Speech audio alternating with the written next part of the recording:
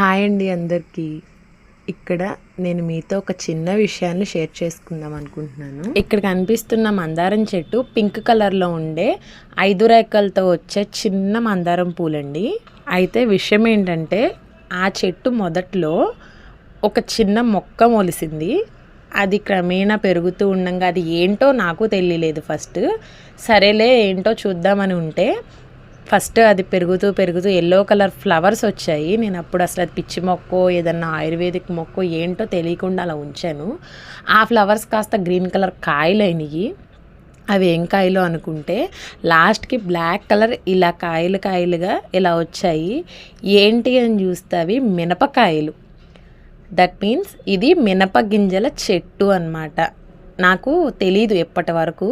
అది ఏంటో తెలుసుకోవడం కోసం దాన్ని జాగ్రత్తగా భద్రంగా రోజు కాసేపు దాని గురించి ఆలోచిస్తూ ఎగ్జామిన్ చేసుకుంటూ ఉన్నాను. స్టోర్ నుంచి మినపప్పు తీసుకొస్తే గబగబా కడిగేసి నానబెట్టుకుని వాటిని రుబ్బేసుకొని ఇడ్లీలు దోశలు తినడమే కానీ మినపగింజల చెట్టు ఇలా ఉంటుందని కానీ ఆ ఆకులు ఇలా ఉంటాయని కానీ ట్రూలీ నాకు అసలు తెలియదండి.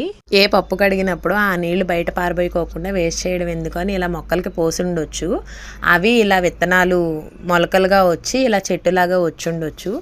ఆ వచ్చిన 4 గుత్తులని ఆ 4 మినపకాయలని చూసుకొని ఏం చేసుకుంటావు, దేనికి ఉపయోగపడతాయి అని అనుకోవచ్చు మీరు.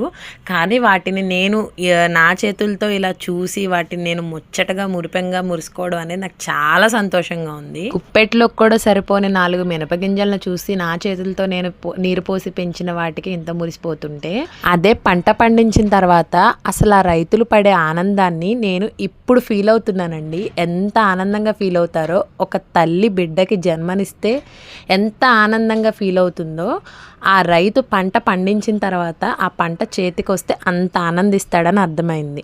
సరే కానీ మన ఛానల్ని కొంచెం సబ్స్క్రైబ్ చేసుకోండి.